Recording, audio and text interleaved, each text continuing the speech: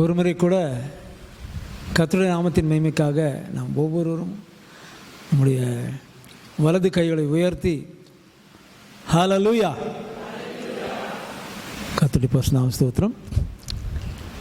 தேவனுக்கே மகிமை உண்டாவதாக. இந்த மாலை நேரத்திலும் உங்கள் மத்தியிலே கர்த்தர் தம்முடைய சித்தத்தின்படி கொண்டு வந்தபடினால் நன்றியோடு துதிக்கிறேன். இந்த இடத்திலும் ஒரு கர்த்தருக்காக ஜீவிக்கும்படியாக, ஜெபிக்கும்படியாக, கர்த்தருடைய நாமத்தை உயர்த்தும்படியாக ஒரு குழுவை வைத்திருக்கிற அப்படின்னாலே கர்த்தரை ஸ்தோத்திரிக்கிறேன். இந்த நாட்களிலும் நான் ஒருபோது நினைத்ததில்லை இங்கே வருவேன்ட்டு, ஆனால் உங்கள் மத்தியில் கர்த்தர் கொண்டு வந்திருக்கிறார். இங்கே இருக்கின்ற ஒவ்வொரு இடத்திலும் சாட்சிகள் உண்டு. கர்த்தர் நிச்சயமாகவே நம் ஒவ்வொருவரையும் சாட்சியாக நிறுத்தியிருக்கிறார். நான் சாட்சி சொல்ல போகிறதில்ல. சுருக்கமாக சொல்லப்போனால், கர்த்தருடைய வசனத்தை நான் சொல்வதற்கு முன்பாக நான் சென்னையிலே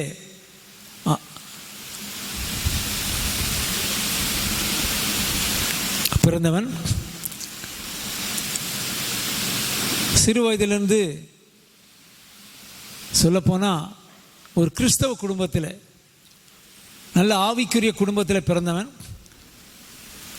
என்னுடைய தாயார் ஒரு ஸ்கூல் ஹெட்மிஸ்ட்ரஸாக இருந்தாங்க, ஹை ஸ்கூல் ஹெட்மிஸ்ட்ரஸாக இருந்தாங்க. நான் சிறு வயதில் 6 மாத குழந்தையாக இருக்கும்போதே என்னுடைய தகப்பனார் என்னுடைய வீட்டை விட்டு சென்று விட்டார். எதற்கு சென்றார்லாம் எனக்கு தெரியாது. 6 மாத குழந்தையாக இருந்தேன்.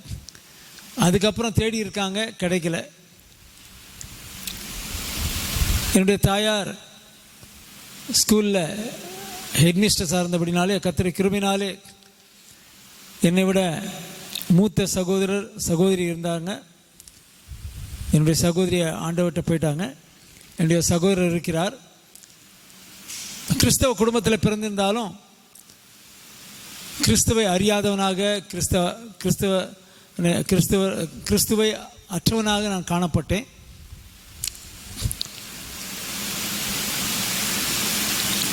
என்னுடைய 22ஆம் வயதில் தான் நான் கர்த்தராகிய இயேசு கிறிஸ்துவை சொந்த ரட்சகராக ஏற்றுக்கொண்டேன். சிறு வயதிலிருந்து வேதத்தை படிக்கும்படியாக என்னுடைய குடும்பத்தில் என்னுடைய தாயார் ரொம்ப கம்பல் பண்ணுவாங்க. நிச்சயமாக டெய்லி நான் பைபிள் படிப்பேன், ப்ரேயர் பண்ணுவேன். ஆனால் கிறிஸ்துவை அற்றவனாக காணப்பட்டேன். அது எனக்கே ஒரு ஆச்சரியமாக இருக்கிறது. சொல்லப்போனால் அதிகமாக சொல்கிறதில்ல. 22 வயசுக்குள்ளே நான் 2 முறை பாய்சன் குடித்தேன். உங்களுக்கு தெரிஞ்சிருக்கும், நிறைய வயசானவங்க இருக்கீங்க. நான் 45 வருஷத்துக்கு முன்னால் நடந்த காரியத்தை சொல்கிறேன். 2 தடவை பாய்சன் குடித்தேன். டிக்-20 பக்ஸ் பாய்சன், ஒரு க்ரீனிஷ் கலரில் ஒரு பச்சையான நிறத்தில் உள்ள ஒரு டப்பா இருக்கும். இப்போ எந்த கலர்னு எனக்கு தெரியாது. அந்த நாளில் 2 முறை நான் அந்த பாய்சன் குடித்தேன். 200 மில்லின்ட்டு. அதுக்கப்புறம் 2 முறை நான் தூக்கு போட்டுக்கினேன். நான் உண்மையாக சொல்கிறேன், தூக்கு போட்டுக்கினேன். அது எப்படி காப்பாற்றப்பட்டாலும் சொல்ல போகிறதில்ல. இப்போது மோர் தென் 25 டைம்ஸ், 25 முறைக்கு மேலே I tried the level best to suicide myself. நான் உயிரை மாய்த்து கொள்ளும்படியாக 25 முறைக்கு மேலே நான் ரொம்ப ட்ரை பண்ணேன். ரயில்வே ஸ்டேஷனுக்கு போய் ட்ரெயின் வரும், என்னோடய தலையை கொடுத்து செத்துடலான்ட்டு, இல்லைன்னா ரயில்வே ஓவர் பிரிட்ஜில் போய் அங்கே மேலேருந்து குதித்து ட்ரெயின் வரும்போது செத்துடலான்ட்டு ரொம்ப ட்ரை பண்ணுவேன். ஆனால் அந்த 25 முறையிலையும் ஒரு கரம், நான் தனிமையாக இருப்பேன், யாரும் என் பக்கத்தில் இருக்க மாட்டாங்க. தற்கொலை செய்து கொள்ளும்படியாக நான் ட்ரை பண்ணும்போது ஒவ்வொரு முறையும் என் காலரை பிடிச்சி ஒருத்தர் இழுக்கிறத நான் உணர்ந்தேன். அந்த 22ஆம் வயசில் கடைசியில் ரட்சிக்கப்பட்ட பின்பு தான் எனக்கு தெரிஞ்சது அது தேவனுடைய கரம். ஹல்லேலூயா. நிறைய காரியம் உண்டு.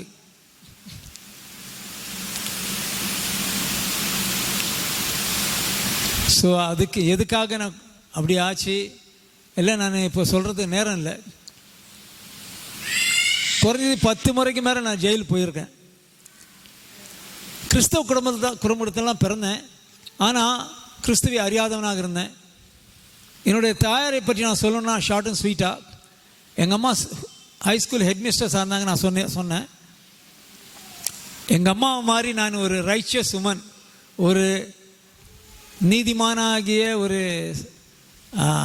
தாயை நான் பார்த்ததில்லை நான் சொல்ல முடியும். நான் பார்த்த அளவில் எப்படின்னா, எங்கள் அம்மா ஸ்கூலில் the whole day she would be working in the school, the whole night, முழு நாள் முழுதும் அவங்க ஸ்கூலில் ஒர்க் பண்ணுவாங்க. ஒர்க் பண்ணுறவங்கள பற்றி தெரியும். நைட்டில் அதிகபட்சம் நான் 22ஆம் வயசு வரலும் நான் பார்த்தப்போ 3 மணி நேரம் தான் தூங்குவாங்க. மற்ற நேரம்லாம் இரவில் முட்டி போட்டு முழங்கால் போட்டு ஜெபிப்பாங்க, கண்ணீர் விட்டு ஜெபிப்பாங்க, விக்கி விக்கி ஏம்பி ஜெபிப்பாங்க. நான் நைட்டெல்லாம் சினிமா பார்க்க போயிடுவேன். அந்த நாளில் சென்னையில் கொட்டாயின்னு வாங்க, அதை இப்போ தியேட்டர்ஸ் ஆகிடுச்சு, கொட்டாயின்னு சொல்லுவாங்க. காம்படிஷனில் 3 சினிமா காட்டுவாங்க நைட் ஷோ. ஸோ என்னுடைய நண்பர்களோடு நான் சென்றுடுவேன். 3 சினிமா, மலையாள cinema, Telugu cinema, Hindi cinema. ஹிந்திலாம் ஒரு எழுத்து கூட எனக்கு தெரியாதுங்க, ஆனாலும் அந்த சினிமா பார்க்குற அந்த ஒரு பைத்தியம் பார்க்க போயிடுவேன். ஏர்லி மார்னிங் ஒரு 4:30 மணி 5 மணிக்கு நான் சினிமா பார்த்துட்டு வரும்போது எங்கள் அம்மா முட்டி போட்டு ஜெபம் பண்ணுவாங்க. சில நேரத்தில் போகாமல் இருந்தாலும் இரவில் பார்ப்போம். 1 மணி ஆனாலும் சரி 2 மணி ஆனாலும் சரி விக்கி ஜெபம் பண்ணுவாங்க. அவங்ககிட்ட ஒரு பைபிளில் ஒரு லிஸ்ட் இருந்துச்சு. அக்கம் பக்கத்தில் இருக்கவங்க, அவங்க ஸ்கூலில் அடங்காமல் இருக்கிற அந்த ஸ்டூடெண்ட்ஸ் பேர், ரட்சிக்கப்படாமல் இருந்த அந்த ஸ்டாஃப்ஸ் பேர் எல்லாவற்றையும் எழுதி அவங்க ஜெபிப்பாங்க. ஊழியங்களுக்காக ஜெபிப்பாங்க, ஊழியக்காரர்களுக்காக ஜெபிப்பாங்க. அதிகமாக எங்கள் அம்மா ஊழியத்துக்கு கொடுக்குறவங்க, ஜெபிக்கிறவங்க, அநேக ஊழியக்காரர்கள் எங்கள் வீட்டுக்கு வந்து ஜெபிப்பாங்க. இன்னும் சொல்ல போனால் எல்லாருடைய ஜெபம், என்னுடைய தாயாருடைய கண்ணீர் ஜெபம், எல்லாவற்றுக்கும் மேலாக கர்த்தராகிய இயேசு கிறிஸ்துவின் கிருபை, ஆண்டவருடைய அநாதி நோக்கம் தீர்மானத்தின்படி நான் அந்த 22ஆம் வயசில் நான் கடைசியில் ரட்சிக்கப்பட்டேன். 23ஆம் வயசில் நான் ஊழியத்திற்கு ஒப்பு கொடுத்தேன். அதுக்கப்புறம் இந்த இயர் ஆஃப் 1980, 1980ஆம் வருடம் நான் ஊழியத்துக்கு போக முடியாது என்னை அர்ப்பணித்து வடநாட்டுக்கு எங்கள் சபை போதகர் பாஸ்டர் என்னை அனுப்பிச்சார். அப்போதுலேருந்து இப்போ வரலாம் டில் 2026 இந்த வருஷம் இந்த நாள் வரலாம் நான் பீகாரில் தான் ஊழியம் செய்கிறேன். ஜஸ்ட் இந்த சம்மர் வெக்கேஷனுக்காக நான் வந்தேன் ஒரு 20 டேஸ்க்கு. நான் இங்கே வரும்படியாக கர்த்தர் எனக்கு சந்தர்ப்பத்தை கொடுத்தா. நம்ம மத்தியில் ஒரு சகோதரர் இருக்காங்க, ஜோசப், அவங்க மூலமாக இங்கே வந்தேன். ஐயாக்கா ஸ்தோத்திரம். உங்கள் எல்லாருக்கும் நன்றி சொல்லிக்கிறேன். நான் ஒரு ரூபாய் நினைத்ததில்லை உங்கள் மத்தியில் வருவேன்ட்டு. நிறையா காரியம் உண்டு. இன்னும் சொல்ல போனால், ஷார்ட்டாக சொல்ல போனால், ஒரு மியூசிக் லைனில் ஒரு ஃப்ரெண்ட்ஸு, கேம்ஸ் லைனில் ஒரு ஃப்ரெண்ட்ஸு, குடி போதை அடி தடி குத்து கொலை அது மாதிரி பண்ணுற அந்த லைனில் ஒரு ஃப்ரெண்ட்ஸு. அப்படியாக அவர்களோடு இருந்து நான் என்னுடைய ஜீவத்தை நான் பாழாக்கி கொண்டேன். 8-9 வயசுலேருந்து நான் போதையிலுக்கு அடிமையாகிட்டேன். எங்கள் வீட்டில் ஜெபிக்கிறவங்க, ஆனாலும் எங்கள் வீட்டுக்கு தெரியாமல் அநேக காரியங்களை செய்து வந்தேன். அது நிமித்தமாக என்னுடைய ஜீவிதத்தில் சமாதானம் இல்லை. சின்ன வயசுலேயே என்னுடைய ஜீவிதத்தில் சமாதானம் இல்லாதனால நான் தற்கொலை செய்யும்படியாக நான் ரொம்ப ட்ரை பண்ணேன். கர்த்தரை ஸ்தோத்திரிக்கிறேன். ரட்சிக்கப்பட்ட பின்பு தான் எனக்கு தெரிஞ்சிச்சு கர்த்தருடைய கரம் என்னோடு கூட இருந்தது. கர்த்தர் என்னை காப்பாற்றினார். ஹல்லேலூயா. நான் என்ன சொல்கிறேன்னா, இங்கே தாய்மாருங்க ஜாஸ்தி அதிகமாக இருக்கீங்க. ஐ ரெக்வெஸ்ட் யூ ஏர்னஸ்ட்லி, உங்கள் பிள்ளைகளுக்காக, அக்கம் பக்கத்தில் இருக்க ஜனங்களுக்காக, ஈரோட்டில் உள்ள ரட்சிக்கப்படாத லட்சக்கணக்கான ஜனங்கள் உண்டு, அவர்களுக்காக அழுது ஜெபிங்கள் தான் வேண்டிக் கொள்கிறேன். நிச்சயமாகவே ஊக்கமுள்ள நீதிமானுடைய ஜெபத்தின் மூலமாக ஆண்டவர் பெரிய காரியங்களை செய்ய வல்லவராக இருக்கிறார். ஜெபத்தின் மூலமாக பெரிய அசைவு, ஜனங்களுடைய ரட்சிப்பு, பிசாசின் கோட்டைகள் தகர்க்கப்படும்படியாக கர்த்தர் கிரியை செய்ய வல்லவராக இருக்கிறார். எல்லாவற்றையும் நீங்களாம் வேதத்தை அறிந்தவங்க தான். எனக்கு ஒரு ரெக்வெஸ்ட்டு, தமிழில் கொஞ்சம் கோளாறாகும். For the past 46 years I am working in Bihar. கடந்த 46 வருஷமாக அங்கே ஹிந்தியில் ஏதோ கர்த்தருடைய கிருபையினாலே அங்கே ஹிந்தியில் தான் பிரசங்கம், ஹிந்தி தான். ஏதோ கர்த்தருடைய கிருபையினால அங்கே ஊழியம் செய்த கர்த்தர் கிருபை தந்தார், அவருடைய நாம மயப்படுவதாக. ஆனால் அப்படினாலே தமிழ்நாட்டில் வந்து தமிழில் பேசுகிறது கொஞ்சம் கஷ்டம் எனக்கு. தமிழ் பைபிள் தான் படிக்கிறது, தமிழ் தான் பேசுவேன், நான் தமிழன் தான். ஆனாலும் it's very difficult, little bit difficult for me to pronounce. தமிழில் உச்சரிப்பு கொஞ்சம் சில நேரத்தில் கோளாறாகும், அதனால் அதை பொருட்படுத்தாமல் இருக்க முடியாது நான் வேண்டிக் கொள்கிறேன். கர்த்தருடைய பரிசுத்த ஸ்தோத்திரம். 1980 வருடம் நான் ஊழியத்திற்கு ஒப்பு கொடுத்தேன். ஊழியத்திற்கு எப்படி ஒப்பு கொடுத்தேன்னா, இது பல விதமான காரியங்களாக நான் சொன்னேன் இல்லைங்களா. இன்பிட்வீன் எல்லாவற்றுக்கும் நடுவில் ஒரு முறை ஜெயில் போக முடியாத சந்தர்ப்பம் ஏற்பட்ட போது, தற்கொலை செய்ய சந்தர்ப்பம் ஏற்பட்ட போது, அது நடுவில் நிறைய காரியங்கள் உண்டு. அந்த காரியம்லாம் சொல்கிறதுக்கு டைம் இல்லை. இன்னும் சொல்லப்போனால் போதைக்கு அடிமைப்பட்டபடினாலே அந்த 21 வயசுக்குள்ளாக 22 வயசுக்கு முன்னால என்னுடைய லிவரில் பெரிய பாதிப்பு ஏற்பட்டது. நான் ஹாக்கி ஸ்டேட் பிளேயராக இருந்தேன், தமிழ்நாட்டு ஹாக்கி ஸ்டேட் பிளேயராக இருந்தேன். என்னுடைய கொலீக்ஸ்லாம், என்னுடைய நண்பர்கள்லாம், என்னை சார்ந்தவங்களாம் இந்தியா கூட விளையாண்டுருக்காங்க. அதெல்லாம் இப்போ சொல்கிறதுக்கு நேரம் இல்லை. கர்த்தருடைய கிருபையினாலே என்னுடைய தாயார் சொல்லுவாங்க, தம்பி எப்படியாவது ஒரு டிகிரி ஹோல்டர் ஆகணும், நீ அட்லீஸ்ட் ஒரு டிகிரி படிக்கணும் நீ. ஏன்னா எங்கள் ஹோல் ஜெனரேஷனில் எங்கள் குடும்பத்தில் கிராஜுவேட்டு கம்மி ஒருத்தருமே இருந்ததில்லை. அதனால் எங்கள் அம்மா என்னுடைய நிலைமையை பார்த்து என்னை காலை பிடிச்சி அழுவாங்க, கண்ணீர் விடுவாங்க. எப்படியாவது தம்பி படித்து முடி. நான் எங்கள் அம்மாவை எட்டி உதைப்பேன், கெட்ட வாரத்தில் திட்டுவேன் அப்படியாக. ஆனால் ஏன்னா நான் மியூசிக் லைனில் சினிமா லைன் வரலாம் போயிட்டேங்க. கேம்ஸில் ஹாக்கியில் ஸ்டேட் லெவலில் போயிட்டேன். இன்னும் அது நிமித்தமாக அநேக இடங்களில் போய் சென்று இந்தியா லெவலில் போகிறதுக்கு சான்ஸ் இருந்துச்சு.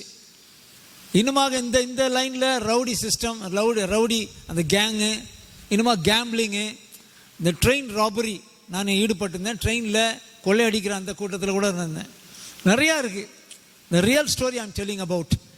ஆனால் சொல்கிறது நேரம் இல்லை, பிசாசு மகிமைப்படியாக இல்லை, தேவனுடைய நாமத்தின் மகிமைக்காக இதை சொன்னேன். இப்படிப்பட்டதான குடிபோதையில் இருக்க, அடங்கா பிடாரிகளாக இருக்கிற உங்கள் குடும்பத்திலையும் அநேகர் ரட்சிக்கப்படாமல் இருக்கலாம். அவர்களுக்காக ஜெபிக்க வேண்டியது அவசியமாக இருக்குது. ஹல்லேலூயா. The more we pray, the more God will work the great things. நம்முடைய ஜெபத்தின் மூலமாக கர்த்தர் பெரிய காரியங்களை செய்ய வல்லவராக இருக்கிறார். ஹல்லேலூயா. I request earnestly, very earnestly, ரொம்ப கருத்தாக, ரொம்ப பாரத்தோடு நான் உங்களை தாய்மார்களை வேண்டிக் கொள்கிறேன். உங்கள் தனிமையாக இருக்கும்போது ஜெபிப்பதற்கு உங்களை ஒப்பு கொடுங்க. உங்களுக்கு நிறைய வேலை இருக்கலாம், ரெஸ்பான்சிபிலிட்டி இருக்கலாம். ஆனாலும் ஜெபிப்பதற்கு உங்களை ஒப்பு கொடுக்கும்போது நிச்சயமாகவே கர்த்தர் பெரிய காரியங்களை செய்வார். உங்கள் குடும்பத்தில் ஒருத்தர் கூட ரட்சிக்கப்படாமல் இருக்க மாட்டாங்க. அப்போஸ்தலர் நடபடிகளில் 16ஆம் அதிகாரத்தில் 31ஆம் வசனத்தில் சொல்லப்படுது போல, கர்த்தராகிய இயேசு கிறிஸ்துவை விசுவாசி, நீ உன் குடும்பத்தாரும் ரட்சிக்கப்படாது. God's word is true. ஆண்டவருடைய வார்த்தை உண்மை. நாம் ஜெபிக்கும் போது நம்ம குடும்பத்தில் எல்லாம், நம்ம ஹோல் ஜெனரேஷனில் இருக்க ஒருவரையும் கர்த்தர் ரட்சிக்க வல்லவராக இருக்கிறார். ஆனபடினால் இந்த நாட்களிலே நாம் ஜெபிப்பதற்கு நம்ம ஒப்பு கொடுப்போம். உண்மையாக, ஊக்கமாக, பாரத்தோடு, கண்ணீரோடு ஜெபிக்கும் போது ஆண்டவர் நம்முடைய ஜெபத்தை கேட்க வல்லவராக இருக்கிறார். இந்த நாளிலும் உங்கள் மத்தியிலே கொண்டு வந்தபடினால் கர்த்தரை ஸ்தோத்திரிக்கிறேன். சற்று நேரம் கர்த்தர் என் மனதிலே போட்ட அந்த வசனத்தை மாத்திரம், ஒரு பெரிய பிரசங்கம் பண்ண நான் வரல. Just I want to motivate you. உங்களை உற்சாகப்படுத்தும்படியாக, ஊக்குவிக்கும்படியாக கர்த்தர் கொடுத்த அந்த வசனத்தை மாத்திரம் வைத்துவிட்டு நான் முடிக்க விரும்புகிறேன்.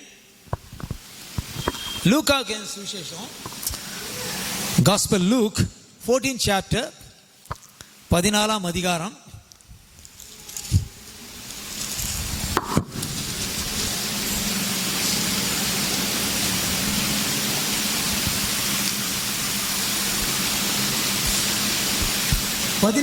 பதினைஞ்சாம் வசனம் முதல் 24ஆம் வசனம் வரலும் ஒருத்தர் சத்தமாக வாசிப்போம்.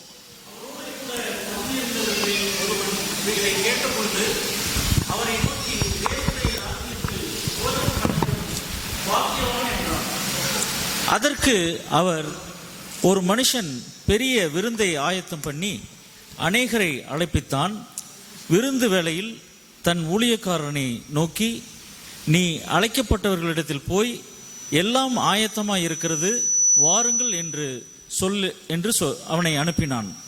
அவர்கள் எல்லாரும் போக்கு சொல்லத் தொடங்கினார்கள். ஒருவன், ஒரு வயலை கொண்டேன், நான் அகத்தியமாய் போய் அதை பார்க்க வேண்டும், என்னை மன்னிக்கும்படி வேண்டிக் கொள்ளுகிறேன் என்றான்.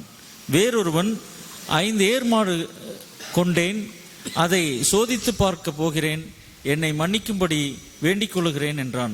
வேறொருவன், பெண்ணை விவாகம் பண்ணினேன், அதனால் நான் வரக்கூடாது என்றான். அந்த ஊழியக்காரன் வந்து இவைகளை தன் எஜமானுக்கு அறிவித்தான். அப்பொழுது வீட்டெஜமான் கோபமடைந்து தன் ஊழியக்காரனை நோக்கி, நீ பட்டணத்தின் தெருக்களிலும் வீதிகளிலும் சீக்கிரமாய் போய் ஏழைகளையும் ஊனரையும் சப்பானிகளையும் குருடரையும் இங்கே கூட்டிக் கொண்டு வா என்றான். ஊழியக்காரன் அப்படியே செய்து, ஆண்டவரே, நீர் கட்டளையிட்டபடி செய்தாயிற்று, இன்னும் இடம் இருக்கிறது என்றான். அப்பொழுது எஜமான் ஊழியக்காரனை நோக்கி, நீ பெரு வழிகளிலும் வேலிகள் அருகிலும் போய் என் வீடு நிறையும்படி ஜனங்களை உள்ளே வரும்படி வருந்தி கூட்டிக் கொண்டு வா. அழைக்கப்பட்டிருந்த அந்த மனுஷரில் ஒருவனாகிலும் என் விருந்தை ருசி பார்ப்பதில்லை என்று உங்களுக்கு சொல்லுகிறேன் என்றான் என்று சொன்னார். கர்த்தருடைய பரிசுத்த ஸ்தோத்திரம். இந்த படித்த அந்த காரியத்தை சரளமான ஒரு வசனம் அது. ஆண்டவர் ஒரு திருஷ்டாந்த், அதாவது உதாரணத்தை சொல்லுகிறார். இங்கே பார்க்கும்போது 15ஆம் வசனத்தில் பார்க்கும்போது, அவரோட கூட பந்தியிருந்தவர்களில் ஒருவன் இவர்களை கேட்டபொழுது இயேசு கிறிஸ்துவை நோக்கி, தேவனுடைய ராஜ்யத்தில் போஜனம் பண்ணுகிறவன் பாக்கியவான். தேவனுடைய ராஜ்யத்தில் போஜனம் பண்ணுகிறவன் பாக்கியவான் என்று அந்த மனுஷன் சொன்னான். அதுக்கு முன்னால் காரியங்கள்லாம் படித்தோன்னா நம்ம அந்த காரியம் விளங்கும், அதை நம்ம பார்க்க போகிறதில்ல. இயேசு கிறிஸ்து ஊமைகளின் மூலமாக அநேக இடத்துல பேசியிருக்காரு, உதாரணத்தின் மூலமாக அநேக காரியத்தில் சொல்லியிருக்காரு. அங்க இருந்த ஒரு மனுஷன், அவரோட கூட பந்திருந்தவர்களில் ஒருவன் இவர்களை கேட்டபொழுது, முந்தின காரியங்களை கேட்டபொழுது இயேசு கிறிஸ்துவை நோக்கி, தேவனுடைய ராஜ்யத்தில் போஜனம் பண்ணுகிறவன் பாக்கியவான் என்றான். ஒரு மனுஷன் இதே மாதிரி ஒரு கூட்டத்தில் இயேசு கிறிஸ்து அங்கே இருக்கும்போது, ஒரு பந்தியில் அவர் அங்கே இருக்கும்போது அந்த மனுஷன் சொல்லுவதை பார்க்குறோம். அதற்கு இயேசு கிறிஸ்து 16ஆம் வசனத்திலிருந்து அந்த காரியத்தை சொல்லுகிறார். ஒரு மனுஷன் பெரிய விருந்தை ஆயத்தம் பண்ணி அநேகரை அழைப்பித்தான். விருந்து வேளையில் தன் ஊழியக்காரனை நோக்கி, நீ அழைக்கப்பட்டவரிடத்தில் போய், எல்லாம் ஆயத்தமாயிருக்கிறது, வாருங்கள் என்று சொல்லென்று அவனை அனுப்பினான். நமக்கு தெரியும், இயேசு கிறிஸ்து யூத குலத்தை சேர்ந்தவர், இஸ்ரவேல் நாட்டிலே. அந்த நாட்டில் இயேசு கிறிஸ்து தான் இருந்த அந்த நாட்களிலே, அந்த நாட்களிலே இந்த காரியத்தை வைத்து காரியத்தை சொன்னதை பார்க்கிறோம். நம்ம இன்விடேஷன்லாம் கொடுக்குறோம். ஒரு ஃபங்க்ஷன்னா, கல்யாணம்னா கொடுத்துட்டு வந்துடுறோம். ஒரு மாதத்துக்கு முன்னால் கொடுக்குறோமோ, 15 நாளுக்கு முன்னால் கொடுக்குறோமோ, கொடுத்துட்டு வந்துடுறோம். அதுக்கப்புறம் அவங்கள இன்வைட் பண்ணுறது நமக்கு பழக்கம் இல்லை. ஆனால் யூதர் மத்தியில் ஜஸ்ட் நான் ஒரு படிக்கும்போது நான் இதை தெரிந்து கொண்டேன். யூதர் மத்தியில் they used to give the invitation. அந்த அழைப்பை கொடுப்பாங்க கொஞ்ச நாளைக்கு முன்னால். கொடுத்துட்ட உடனே எந்த நாளில் அந்த ஃபங்க்ஷனு, அந்த பந்தியோ, எந்த கல்யாணமோ நடக்குதோ அந்த நாளோ அந்த நாளுக்கு முன்பாக மறுபடியும் அழைக்கும்படியாக அவர்களிடத்தில் வேலைக்காரனை அனுப்புவாங்களாம். அதன்படியாக தான் இங்கே பார்க்குறோம். அதற்கு ஒரு மனுஷன் பெரிய விருந்தை ஆயத்தம் பண்ணி அநேகரை அழைப்பித்தான். 17ஆம் வசனத்தில் பார்க்குறோம். விருந்து வேளையில் தன் ஊழியக்காரனை நோக்கி, நீ அழைக்கப்பட்டவர்களிடத்தில் போய் எல்லாம் ஆயத்தமாக இருக்கிறது, வாருங்கள் என்று சொல்லென்று அவனை அனுப்பினான். இங்கே பார்க்கும்போது representing the rich abundant provision of the gospel, அதாவது நற்செய்தியான தாராளமான மற்றும் ஏராளமான ஒரு ஏற்பாட்டை நம்ம பார்க்குறோம். இந்த நாட்களிலே சுவிசேஷத்தின் மூலமாக கர்த்தராகிய இயேசு கிறிஸ்துவை நாம் தெரிந்து கொண்டோம். இந்த நாளிலே 24 மணி நேரமும் சுவிசேஷம் அறிவிக்கப்படுகிறது. ட்ராக்ஸ் மூலமாகவோ, மேகசின் மூலமாகவோ, சேட்டலைட் மூலமாகவோ, இன்டர்நெட் மூலமாக எப்படியோ டெலிகாஸ்டிங், ப்ராட்காஸ்டிங் எல்லாம் நடைபெற்று வருகிறது. இந்த நாளிலே வெளிப்படையாக நாம் சுவிசேஷத்தை சொல்லக்கூடாத அந்த சமயம் வந்திருக்கிறது. கடைசி நாள் ட்ராக்ஸ் டிஸ்ட்ரிபியூஷன் செய்கிறதும், இன்னுமாக ஓப்பனர் போவதும், அப்படிப்பட்டான காரியங்கள்லாம் ரொம்ப குறைஞ்சி போச்சு. ஏன்னா அப்படிப்பட்ட நாட்களில் நம்ம இருக்கிறோம், கடைசி நாளில் இருக்கிறோம். கர்த்தராகிய இயேசு கிறிஸ்து வருவதற்கு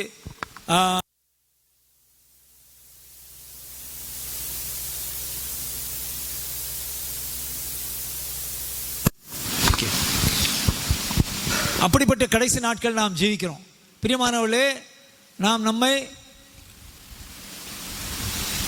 ஊழியம் செய்வது மாத்திரமல்ல, ஜெபிப்பது மாத்திரமல்ல, சபைக்கு செல்வது மாத்திரமல்ல, நம்மை கர்த்தராகிய இயேசு கிறிஸ்துவின் வருகைக்கு நம்மை ஆயத்தப்படுத்த வேண்டியது அவசியமாக இருக்கிறது. ஹல்லேலூயா. சுவிசேஷம் உலகமெங்கும் பிரசங்கிக்கப்பட்டது, பற்றி கொண்டிருக்கிறது. இந்த சுவிசேஷத்தின் மூலமாக அநேக கோடான கோடி ஜனங்களை கர்த்தர் ரட்சித்து கொண்டு வருகிறார். அவர்களை ரட்சிக்கப்படும்படியாக 4 பக்கத்திலும் அற்புதங்கள், அடையாளங்கள், அதிசயங்கள், பிசாசின் சக்திகளை விரட்டுகிறது, இப்படிப்பட்டான காரியங்கள்லாம் ஜனங்கள் மத்தியில் செய்யப்படுகிறது. எதற்காகனா அவங்கள ரட்சிக்கப்படணும். கர்த்தராகிய இயேசு கிறிஸ்து எப்படியாவது அவளை தடவியாவது அவர்கள் தெரிந்து கொள்ளும்படியாக இந்த நாளிலும் பார்க்கிறோம். இந்த பெரிதான ஒரு விருந்து, நான் சொன்னபடி representing the rich and abundant provision of the gospel, சுவிசேஷத்தின் ஒரு பெரிய விருந்து. அந்த மனுஷன் கேட்குறான், தேவனுடைய ராஜ்யத்தில் போஜனம் பண்ணிக்கிறவன் பாக்கியவான். எங்கெங்க சொல்லுங்க, எங்க? தேவனுடைய, இந்த கிங்டம் ஆஃப் காட், தேவனுடைய ராஜ்யத்தில், இந்த உலகத்தில் இல்லை, தேவனுடைய ராஜ்யத்தில் போஜனம் பண்ணிக்கிறான். இங்கே நம்ம சாப்பிட்டு சாப்பிட்டு சாப்பிட்டு சாப்பிட்டு சாப்பிட்டு we are fed up. நம்ம என்ன எப்படி அழுத்து போயிட்டோம். இதை சாப்பிட்றதா, அதை சாப்பிட்றதா, இதை சாப்பிட்றதா, இதை சாப்பிட்றதா, நைட் அண்டே ஏதாச்சும் சாப்பிட்டு வயிறு கோளாறாகுது.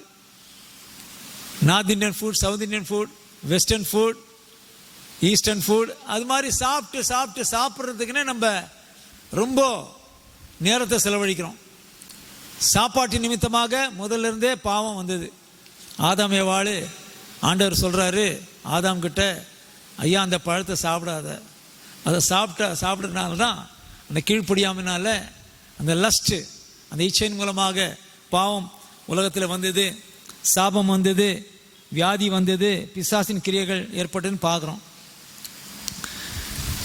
இந்த மனுஷன் சொல்கிறான், ஒரு ஆவிக்குரிய மனுஷன் நினைக்கிறேன், தேவனுடைய ராஜ்யத்தில் போஜனம் பண்ணுகிறவன் பாக்கியவான். Blessed is he who eats supper in the kingdom of God. தேவனுடைய ராஜ்யத்தில். அது இயேசு கிறிஸ்து சொல்றாரு, ஒரு மனுஷன் பெரிய விருந்த ஆயத்தம் பண்ணி அநேகரை அழைப்பித்தான். விருந்து வேளையில் தன் ஊழியக்காரனை நோக்கி, நீ அழைக்கப்பட்டவிடத்தில் போய் எல்லாம் ஆயத்தமாக இருக்கிறது, வாருங்கள் என்று அவனை அனுப்பினான். அதை நான் சொன்னேன் இல்லைங்களா, யூத ஜனங்களில் ஒரு அந்த பழக்கம் உண்டு. இந்த ஒரு நாள் முன்னால் இல்லைன்னா சாயந்தரம் ஃபங்க்ஷன்னா காலையில் அனுப்பி அவளை அழைப்பி திரும்பி செகண்ட் இன்விடேஷன் கொடுக்கறது. தெரிந்து கொள்ளப்பட்டவர்களை தான் ஸ்பெசிஃபிக்காக அவர்களுக்கு தெரிந்து கொள்ளப்பட்டவர்களிடத்தில் இன்விடேஷன் கொடுக்கப்பட்டிருக்கு. அவர்களை அழைக்கும்படியாக வேலைக்காரனை அனுப்புகிறாங்க. 18ஆம் வசனத்தை பார்க்குறோம். சாதாரண புரிந்து கொள்ள வேண்டிய அந்த வசனம், ரொம்ப ஹார்ட் வேர்ஸ் இல்லது. அவர்கள் எல்லாரும் போக்கு சொல்ல தொடங்கினார்கள். ஒருவன் தன் ஒரு வயலை கொண்டேன், நான் அகத்தியமாய் அதை பார்க்க வேண்டும். இந்த 3 பிரகாரமான ஜனங்களை பார்க்குறோம். 18ஆம் வசனத்தில் ஒரு விதமான கும்பல், ஒரு குரூப்பு. 19ஆம் வசனத்தில் ஒரு விதமான குரூப்பு. 20ஆம் வசனத்தில் ஒரு விதமான குரூப்பு. நம்ம எந்த குரூப்பில் இருக்கோம் அதை பற்றி தான் just I want to insist, emphasise. அந்த கடைசி நாட்களில் சுவிசேஷம் அறிவிக்கப்படுகிறது. சபைகள் தமிழ்நாட்டில் விசேஷமாக, சில இடத்துலலாம் விசேஷமாக தெருக்கு தெரு சபைகள் உண்டு. நம்ம சுவிசேஷத்தை கேட்டு கேட்டு கேட்டு கேட்டு அழுத்துட்டோம். ஒரே மனுஷங்கிட்ட, ஒரே விசுவாசிக்கிட்ட, ஒரே பரிசுத்தவான்கிட்ட 1000 முறை சுவிசேஷம் சொல்ல வேண்டியதாக இருக்குது. அந்த சுவிசேஷ வசனம் அவனுக்கு ஒலித்து கொண்டே இருக்கிறது. ஆனாலும் அதனுடைய தன்மையை, அதனுடைய காரணத்தை, அதனுடைய தொகையை, அதனுடைய காரணத்தை நம்ம இந்த நாட்களில் அறிந்து கொள்ள வேண்டியது அவசியமாக இருக்கிறது. நான் என்ன சொல்ல வரேன்னா, ரொம்ப பெரிய காரியங்களெல்லாம் சொல்லலை. இந்த 3 குழு, இந்த 3 குரூப்பை உள்ளவங்க என்ன பண்ணாங்க, எக்ஸ்கியூஸ் சொன்னாங்க. லேம் எக்ஸ்கியூசஸ், நொண்டி சாக்கு.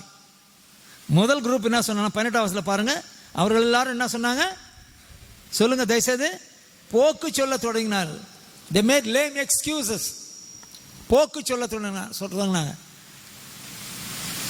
முதலாவது சொல்றான், நான் ஒரு வயலை கொண்டேன், அகத்தியமாய் அதை பார்க்கணும், என்னை மன்னிக்கும்படியா வேண்டிக் கொள்கிறேன். Please excuse me, apologize, forgive me. இந்த நாளில் ரட்சிக்கப்பட்டவங்க தான், நாம சபைக்கு போகிறவங்க தான், வேதத்தை தினமும் வாசிக்கிறவங்க, ஜெபம் பண்ணுறவங்க, அநேக காரியங்களில் நாம் தேவனுக்குள்ளாக வளருகிறோம். ஆனால் சாக்கு போக்கு அநேக காரியங்களை சொல்லுகிறவளாக இருக்கும். இந்த 3 பேரையும் பார்க்கும்போது அவர்களுக்குள்ளாக 3 காரியங்கள் தொடர்ந்து நடைபெற்றது. இந்த 3 குழு ஜனங்களும் அழைக்கப்பட்டவர்கள். They were called people for the specific purpose, to the specific place, to participate in that. அந்த பெரிய மனுஷன் அந்த ஊரில் பெரிய விருந்து ஆயத்தம் பண்ணியிருக்கான். எல்லாருக்கும் இல்லை, குறிப்பிட்ட ஜனங்களுக்காக. ஆனால் அந்த ஜனங்களோ அதில் இருந்த அந்த குறிப்பிட்ட அந்த 3 தரப்பட்ட அந்த ஜனங்களை குறித்து இந்த வேதம் சொல்றது. முதலாவது மனுஷன் சொல்றான், போக்கு சொல்ல தொடங்கினான், நான் ஒரு வயலை கொண்டேன். என்ன கொண்ட சொல்லுங்க, ஒரு வயலை கொண்டேன். இங்கிலீஷ்ல I have pot a field, ஒரு நிலத்தை கொண்டேன், ஒரு வயலை கொண்டேன். சீக்கிரமா நம்ம பார்ப்போம். மத்தேயு 13ஆம் அதிகாரம் 38ஆம் வசனம் வாசிப்போம். Matthew Gospel 13 chapter 38th verse. நிலம் போதுங்க. நிலம் உலகம். நிலம் என்னங்க, உலகம். அகத்தியமாக நான் என்ன செஞ்சேன்னா ஒரு வயலை கொண்டேன், ஒரு நிலத்தை வாங்கினேன். முதல் மனுஷங்கிட்ட அவன் அழைக்கப்பட்டவன் அந்த பெரிய மனுஷன் ஆயத்தம் பண்ணின அந்த விருந்துக்கு தகுதியானவன். அந்த குறிப்பிட்ட நேரத்தில் அவன் சொல்றான், அந்த நாளில் நான் வயலை கொண்டேன், அகத்தியமாய் போய் பார்க்கணும், என்னை மன்னிக்கும்படியாக வேண்டிக் கொள்கிறேன் என்றான். இந்த நிலம் உலகம். இந்த நாட்களில் நம் விசுவாசிகளாகிய ஊழியக்காரர்களே நம்முடைய ஜீவித்தில் இந்த உலகமான காரியங்கள், அநேக காரியங்கள் நம்முடைய ஜீவித்தில் பிரவேசித்தபடினாலே கர்த்தருக்காக, பரலோக ராஜ்யத்தின் காரியத்திற்காக, ஆவிக்குரிய காரியத்திற்காக ஏதோ நம்ம ஜீவிக்கிறோம். நிச்சயமாகவே ஆவிக்குரியவர்களாக இருக்கிறோம், ஜெபிக்கிறோம். ஆண்டவரே இதை தாரும், அதை தாரும், இதை செய்யும், அதை செய்யும். we become the selfish people. நம்முடைய தேவைகளை நிறைவேற்றும்படியாக, நம்முடைய காரியங்கள் நிறைவேறப்படும்படியாக, நம்முடைய குடும்பத்திலே சமாதானம் நிலைப்படும்படியாக, நம்முடைய சபைக்காக, நம்முடைய காரியங்களுக்காக அதிகபட்சம் நம்ம ஜெபிக்கிறோம். கர்த்தருடைய சித்தம் நிறைவேற்றப்படும்படியாக அதிகமாக நாம் ஜெபிப்பதை விட, எனக்கு தெரிஞ்சவங்களும், I am not blaming you all, நான் உங்களை குற்றப்படுத்தலை. ஜெனரலி when we see இந்த கிறிஸ்டியன் வேர்ல்டு, கிறிஸ்தவ உலகத்தில் பார்க்கும்போது இந்த நாட்களில் we become selfish people, சுயநலவாதிகளாக நம்ம இருக்கிறோம். தேவனுடைய ராஜ்யம் பரம்பப்படும்படியாக தேவனுடைய ராஜ்யத்துக்கு அடுத்த காரியங்களே அதிகமாக நம்ம யோசிப்பது கஷ்டமாக போயிடுச்சு. கிறிஸ்தவ குடும்பங்களில் எத்தனை ப்ராப்ளம்ஸு, எத்தனை பிரிவினைகள், எத்தனை மிஸ் அண்டர்ஸ்டாண்டிங்ஸு, எத்தனை ஏற்றத்தாழ்வுகள், எவ்வளவாக பிசாசு இந்த நாட்களிலே கிறிஸ்தவர்களை அசைக்க பார்க்கிறான், தேவனுடைய அன்பை விட்டு அவர்களை பிரிக்க பார்க்கிறான். உலகத்தின் காரியங்கள், உலகத்தின் ஆவி. ஒரு 2-3 வசனம் நான் உங்களுக்கு இந்த உலகத்தை குறித்து அதிகமாக இல்லை, 2-3 வசனத்தை மாத்திரம் சொல்லிட்டு நான் முன்னேற விரும்புகிறேன். படிப்போம். சாரி, 1 கொரிந்தியர் 2:12 வாசிப்போம். வசனத்தை மட்டும் வாசிச்சு நம்ம முன்னேறுவோம். 1 கொரிந்தியர் 2:12. you can note it. நாங்களோ உலகத்தின் ஆவியை பெறாமல், பவுல் அப்போஸ்தலன் சொல்றாரு, நான் இந்த முழு வசனத்தை வாசி நான் வியாக்கியானம் பண்ண போறதில்லை. அவர் சொல்றாரு, கொரிந்திய மக்கள், அந்த சபைக்கு மக்கள் இதில் நமக்கு தெரியும், கொரிந்தியன்ஸ், அந்த சிட்டி ஆஃப் கொரிந்தியன், அது உங்களுக்கு கிரீக்கில் ஃபுல்லாக ஐடல் வர்ஷிப். அந்த கொரிந்திய சிட்டியை குறித்து நம்ம வாசிக்கும் போது, அந்த பேக்ரவுண்டை படிக்கும் போது, ஹிஸ்டரியை பார்க்கும்போது, idol worship, what to say, விக்கிரகாராதனை செய்கிற கூட்டமாக ஜனங்களாக இருந்தாங்க. they were not Hindus but idol worshippers. அந்த நாட்களில் இங்கிலாந்து, ஹோல் யூரோப்பில் பார்த்தாலும் சரி, எல்லாம் ஐடல் வர்ஷிப்பாக விக்கிரகத்தை வணங்குறாங்க, பிசாசுக்கு அடிமையாக இருந்தாங்க. அந்த இடத்துல கர்த்தருடைய கிருபையினாலே பவுல் போய் சென்று அந்த விசுவாசிகளை கர்த்தருக்குள்ளாக அந்த ஜனங்களை கர்த்தருக்குள்ளாக வழிநடத்தி சபைக்குள்ளாக கொண்டு வந்து அவர்களுக்காக போதிக்கிறார். நாங்களோ அந்த வசனத்தை வாசிப்போம். 2:12. நாங்களோ உலகம் கூட ஒரு குரூப் இருந்துச்சுங்க, டிசைபிள்ஸ் இருந்தாங்க, சீஷர்கள் இருந்தாங்க. அவர்களோடு கூட அவர் ஒருமித்து சொல்கிறாரு, நாங்களோ உலகத்தின் ஆவியை பெறாமல், we are not received, we are not attained the spirit of the world. உலகத்தில் இருக்கிறோம், ஆனாலும் உலகத்தின் ஆவி எங்களை ஆட்கொள்ள. ஹalleluya. we are not possessed with the worldly spirit. நான் சொல்ல முடியும், ரட்சிக்கப்படுவதற்கு முன்பாக, even though I was born and brought up in Christian family, கிறிஸ்தவ குடும்பத்தில் பிறந்தாலும் என்னுடைய தாயார் பயபக்தியான குடும்பத்தை சேர்ந்தவங்க. நிச்சயமாகவே எங்களோட ஹோல் ஜெனரேஷன், எங்கள் குடும்பத்தில் எல்லாருமே பயபக்தியான ஜனங்க, கர்த்தருடைய பிள்ளைங்க, உண்மையான பிள்ளைங்க, கர்த்தருடைய வசனத்தின்படி நடக்கிறவங்க. ஆனால் I was possessed with the evil spirit. சின்ன வயசுலேருந்தே பிசாசு என்னை தெரிந்து கொண்டான். கர்த்தருடைய குழுவில் இருக்க வேண்டிய என்னை பிசாசு சின்ன வயசுலேருந்தே top to bottom I was possessed with the evil spirit. அசுத்தாவினால் நிரப்பப்பட்டேன். என்னுடைய காரியம்லாம் சொன்னா நீங்கள் ஆச்சரியப்படுங்க. உண்மையாகவே கர்த்தர் எப்படிப்பட்ட ஜனத்தையும் ரட்சிக்க வல்லவராக இருக்கிறார். ஹalleluya. ஆனால் அதுக்கு பின்னால் பேக்ரவுண்டு உண்டு, கர்த்தருடைய அனாதி நோக்கம், தீர்மானம் உண்டு, நமக்காக ஜெபிக்கிறவர்கள் உண்டு, சபையார் உண்டு, வேத வசனம் உண்டு, பரிசுத்த ஆவியானவர் உண்டு, நமக்காக ஊழியம் செய்கிற தேவ தூதர்கள் உண்டு. அநேக காரியங்களை ஆண்டவருக்கு நமக்கு பின்பாக நம்ம பிஹைண்ட் த ஸ்க்ரீன் நம்முடைய ஜீவித்திலே பின்னால் வைத்திருக்கிறார். நாம் அறியாதவர்களாக இருக்கிறோம். திடீர்னு நம்ம ரட்சிக்கப்படல, அதுக்கு பின்னால் நிறைய பேக்ரவுண்ட், நிறைய காரியங்கள் உண்டு. நான் பீகாரில் 46 இயர்ஸாக நான் ஊழியம் செய்கிறேன்னா அந்த பீகாரை குறித்து சொல்லுவாங்க, Bihar was the graveyard of missionaries. மிஷினரியுடைய கல்லறை தோட்டம்னு சொல்லுவாங்க. உங்களுக்கு நீங்கள் அகஸ்டின் ஜெபக்குமார் பிரதரை கொடுத்து உங்களுக்கு எல்லாரும் தெரிஞ்சிருக்கும். கர்த்தருடைய ஆவியானவர் தாமே கர்த்தருடைய தம்முடைய சித்தத்தின்படி 1972ஆம் ஆண்டு கர்த்தர் அவரை ஏவினபடினாலே பீகாருக்கு சென்றார். அவர் ஒருவர் மூலமாக அநேக ஜனங்களை கர்த்தருக்குள்ளாக வழிநடத்தினார். கர்த்தர் பரிசுத்த நாம ஸ்தோத்திரம். அவரை நான் மகிமைப்படுத்தலை, அது எல்லா காரியத்துக்கு பின்னால் ஒரு ஆண்டவர் இருக்கா, அவரை நான் மகிமைப்படுத்தாங்க. ஹல்லேலூயா. ஆபிரகாமா இருந்தாலும் சரி, மோசேயா இருந்தாலும் சரி, எலியாவாக இருந்தாலும் சரி, நோவாவாக இருந்தாலும் சரி, எந்த தீர்க்கதரிசியா இருந்தாலும், ராஜாவாக இருந்தாலும் சரி, எந்த அப்போஸ்தலனும் சரி, எல்லாத்துக்கும் பின்னாக கர்த்தருடைய ஆவியானவர் கிரியை செய்கிறவராக இருக்கிறார். ஹல்லேலூயா. அவருக்கே துதி கன மகிமை உண்டாவதாக. பிரியமானவர்களே, நான் போகும்போது 1981ஆம் வருடம் 1980ஆம் வருடம் நாம் ஜெம்ஸில் ஜாயின் பண்ணும்போது ஒன்லி 25 பீப்புள் வருது, 25 பேர் தான் இருந்தாங்க. இப்போ 3500 பீப்புள் இருக்காங்க. ஹல்லேலூயா. கர்த்தரால அகஸ்டின் ஜெபக்குமார் ஐயா மாத்திரமல்ல, அவரோடு கூட ஒரு குழு, எல்லாவற்றுக்கும் மேலாக தேவன் கிரியை செய்தார். இப்படியாக அநேக மாநிலங்களில், ஒவ்வொரு மாநிலத்திலும் வடநாட்டிலும் பார்க்கும்போது, மத்திய பிரதேஷில் ஒரு தாமஸ் மேத்யூன்னு ஒரு மனுஷன் இருந்தார். டெல்லியில் பிள்ளைன்னு ஒரு மனுஷன் இருந்தார்.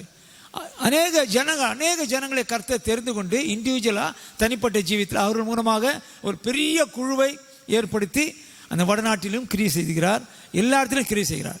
ஒன்று சொல்ல விரும்புகிறேன். 1983ஆம் வருடம் நான் சம்மர் ஹாலிடேஸில் வந்தேங்க.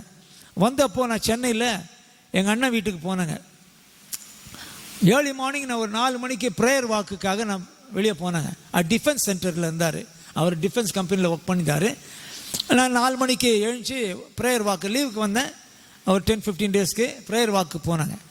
அன்னைக்கு பார்த்து அவங்க சர்ச் பாஸ்டர், எங்கள் அண்ணனுடைய சர்ச் பாஸ்டரு, அவங்க சர்ச்சில் ஒரு பெரிய கன்வென்ஷன், ஏர்லி கன்வென்ஷன் நடக்க போகுது. அதுக்காக அதை பற்றி பேசுகிறதுக்காக எங்கள் அண்ணன் வந்தார்.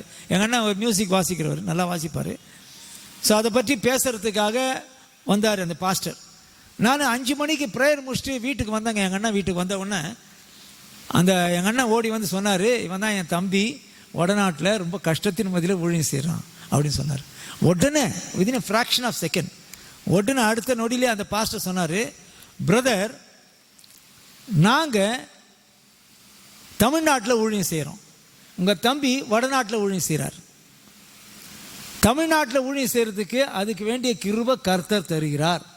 வடநாட்டில் ஊழியம் செய்கிறதுக்கு அதுக்கு வேண்டிய கிருபை. நீங்கள் நினைக்கலாம் வடநாட்டில் வர பாப்ரே எப்படி வடநாடு பயங்கரமான நாடு. ஒரு நாடும் கிடையாது, எல்லாம் பிஹைண்ட் த ஸ்க்ரீன் ஆண்டவர் இருக்கார். ஹல்லேலூயா. கர்த்தர் யாரை தெரிந்து கொண்டார்? நான் ஊழியத்துக்கே எனக்கு வானான்னு சொன்னேன்.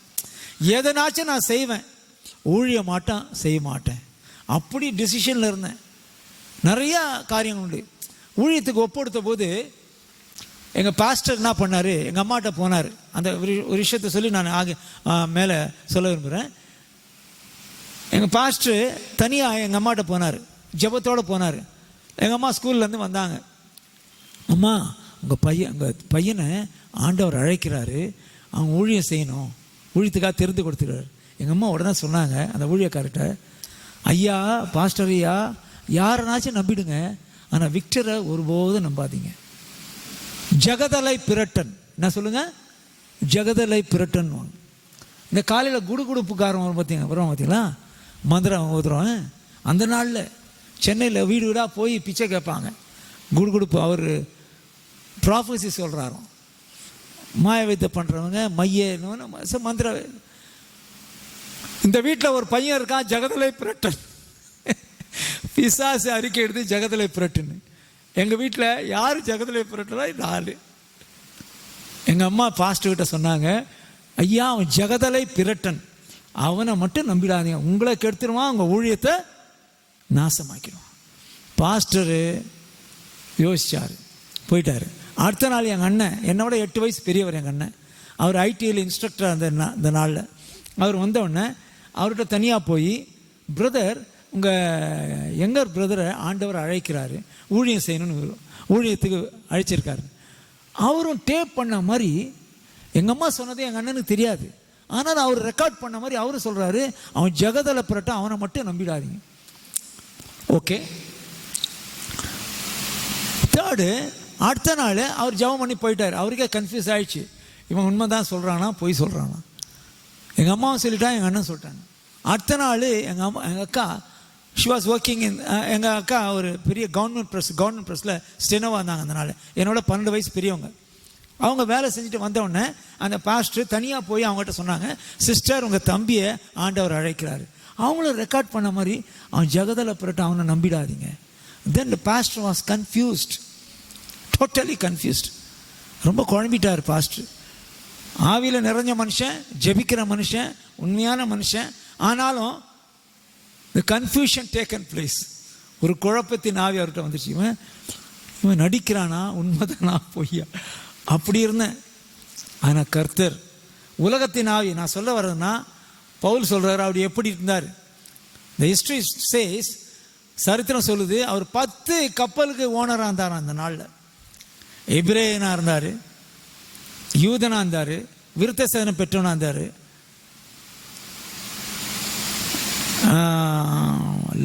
லான்னு என்ன சொல்லுவோம், நியாயப்பிரமாணத்திற்கு அதன்படி நடக்கிறவராக இருந்தார். எல்லாம் எபேசியருக்கு, பிலிப்பியருக்கு நிருபம் 3ஆம் அதிகாரத்தை பார்க்குறோம். 7 காரியங்கள் சொல்கிறாரு. ஆனாலும் அப்படிப்பட்ட மனுஷனை ஆண்டவர் சந்திக்கும் போது அவர் சொல்கிறாரு, அநேக காரியங்கள் உண்டு, அது கீழே நிறையா கொடுக்கப்பட்டிருக்கு. எதுக்காக அழைக்கப்பட்டேன்னு, அதற்காக நான் பின்தொடர்கிறேன்னு சொல்கிறாரு. பிந்தினவளை மறந்து முன்னணிகளை நோக்கி நான் ஓடுகிறேன்னு சொல்கிறாரு. அவர் சொல்கிறார், கொரிந்தி சபையில் விக்கிரகாராதனை இருந்து ரட்சிக்கப்பட்ட ஜனங்களுக்கு, நாங்களோ உலகத்தின் ஆவியை பெறல. ஹல்லேலூயா. we are not received the spirit of the world. அடுத்தது உலகம் என்ன, உலகத்தை பார்ப்போம். சீக்கிரமாக வாசிப்போம், 2-3 வாசிப்போம், ஒரு 5-6 வசனம் வாசிப்போம் உலகத்தை குறித்து. 1 Corinthians 3:19 வாசிப்போம். உலகத்தின் ஞானம், உலகத்தின் ஞானம், the wisdom of the world. அது முன்னால பின்னால படிக்கணும். sorry for the time is not, we don't have time. உலகத்தின் ஞானம் இல்லப்பா, தேவ ஞானம். ஹல்லேலூயா. நீங்க படிச்சு கொள்ளுங்க அந்த வசனத்துல முன்னால பின்னாலாம். we have received the wisdom of God, not of this world. இந்த உலகத்தின் ஞானத்தை அல்ல. அதை குறித்து 1 Corinthians 1ஆம் அதிகாரத்தில் பார்க்கும்போது உலகத்தின் ஞானத்தை குறித்து அநேக காரியங்களை பார்க்குறோம். படிப்போம். 1 Corinthians 7:31 வாசிப்போம்.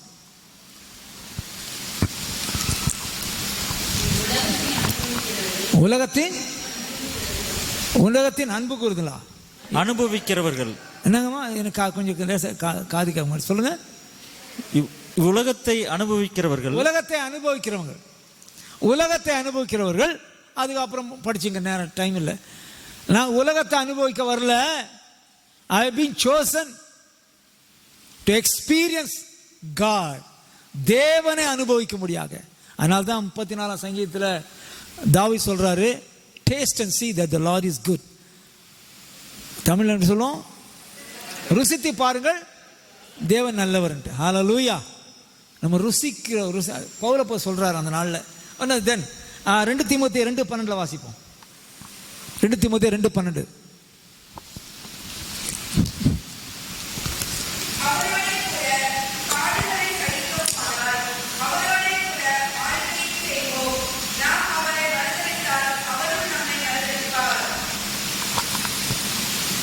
ஓகே, எபேசியர் 2:2 வாசிப்போம். கொஞ்சம் முன்னால் போவோம். லஸ்ட் ஆஃப் த வேர்ல்டுன்னு போட்டிருக்கு. சரி, 1 Corinthians 2:12. 1 Corinthians 2:12 பண்ணுங்க.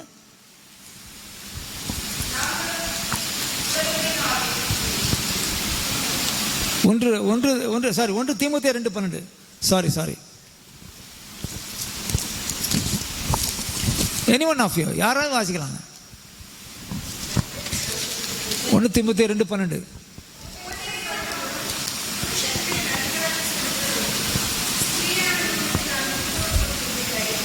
தெரியல, காது கேட்கல, கொஞ்சமா கேட்குது எனக்கு.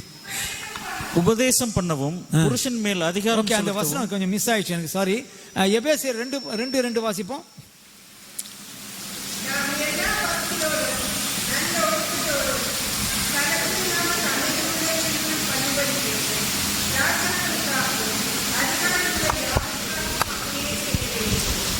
சரி, அதை படிச்சு பாருங்க. The course of this அவைகளில் நீங்கள் முற்காலத்திலே இவ்வுலக வழக்கத்திற்கேற்றபடியாகவும் வழக்கத்திற்கேற்றபடியாகவும் the course of this world, உலகத்தின் வழக்கத்தில் அதை படிச்சு பாருங்க. அந்த உலகம்ட்டு அநேக வசனத்தில் சொல்றாரு. இன்னொரு வசனம் வாசிப்போம், 2 பேதுரு 1:4 வாசிப்போம்.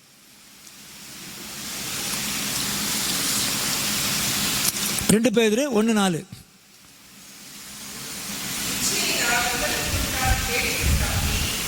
இச்சையினால் உலகத்துக்குண்டான கேட்டுக்கு தப்பி உலகத்தின் கேட்டுக்கு தப்பி the corruption of this world.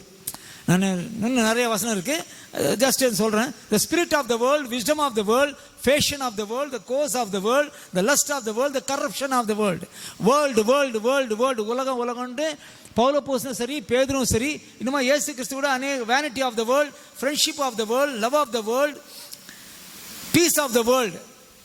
உலக சமாதானம், உலகத்தின் அன்பு, உலகத்தின் ஃப்ரெண்ட்ஷிப்பு, உலகத்தின் மாயம் எல்லாவதுக்குரிய 1 யோவான் 2:16, யாக்கோபு 4:4, 1 யோவான் 2:15, 16, 17 உலகத்தின் அன்பு, அநேக காரியங்களை உலகம்னு சொல்லப்படுது.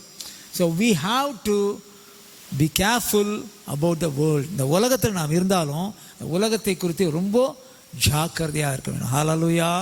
That's what I want to say. இந்த முதல் மனுஷன் சொன்னா, ஐயா நான் இந்த ஃபங்க்ஷனுக்கு பரலோக ராஜ்யத்திற்கு உகந்தவனாக இருக்கும்படியாக, இல்லைன்னா தேவனுடைய அந்த விருந்துக்கு என்னை அழைக்கப்பட்டபடினாலும், ஆனாலும் இந்த நாளில் நான் ஒரு வயல் இந்த நிலத்தை நான் பண்ணிட்டேன், நிலத்தை கொண்டேன், வாங்கிட்டேன், ஆனால் அப்படினால வர முடியல. இந்த நாளில் உலகத்தின் காரியங்கள், the lust of the world, the love of the world, the course of the world, the corruption of the world, the spirit of the world, இந்த காரியங்கள், உலகத்தின் காரியங்கள், ஆசாபாசங்கள் ஏதோ ஒரு மூலையில் நம்ம ஒட்டி கொண்டு கர்த்தருடைய காரியத்திலிருந்து நம்ம பிரிக்கிறதா இருக்கிறது.